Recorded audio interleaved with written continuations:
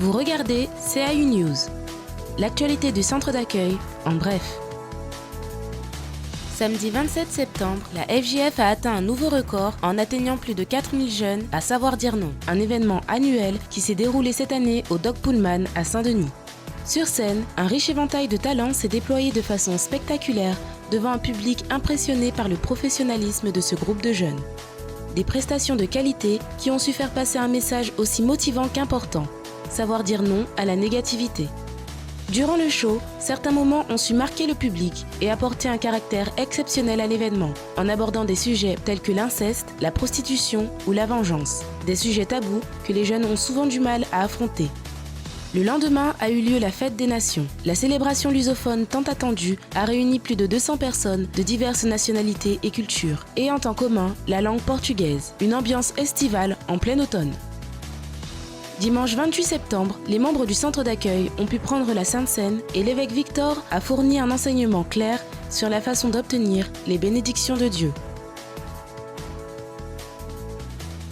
Si nous faisons tout, Dieu est plus parfait que nous. Si nous faisons tout, Dieu est obligé de nous bénir.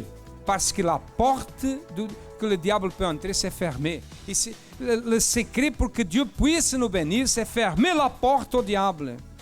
Le groupe Rahab organise ce samedi une réunion pour venir en aide aux femmes passant ou étant passées par des traumatismes en tout genre. Dimanche 19 octobre, le Godlywood célébrera de nouveau la fête des tabernacles. Cette fête aura pour but de rappeler à tous la bienveillance de Dieu envers ses enfants, même au milieu des problèmes du quotidien. Un nouveau propos a démarré chaque lundi au centre d'accueil, la nuit de la grandeur de Dieu.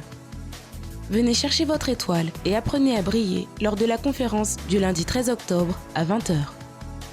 La FJF ne s'arrête pas. Les joueurs de l'équipe de France se préparent activement pour le championnat en s'entraînant sans relâche de jour comme de nuit. Des efforts qui ne manqueront pas de porter leurs fruits dans moins de 10 jours face à 4 pays.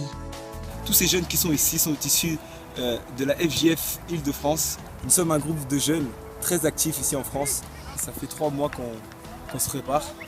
On a fait des entraînements sur la pluie, avec des grosses chaleurs, l'été, le week-end, tous les jours, comme on a pu s'organiser. Tout ça pour préparer ce championnat européen de football, la première compétition européenne que la Force Jeune organise.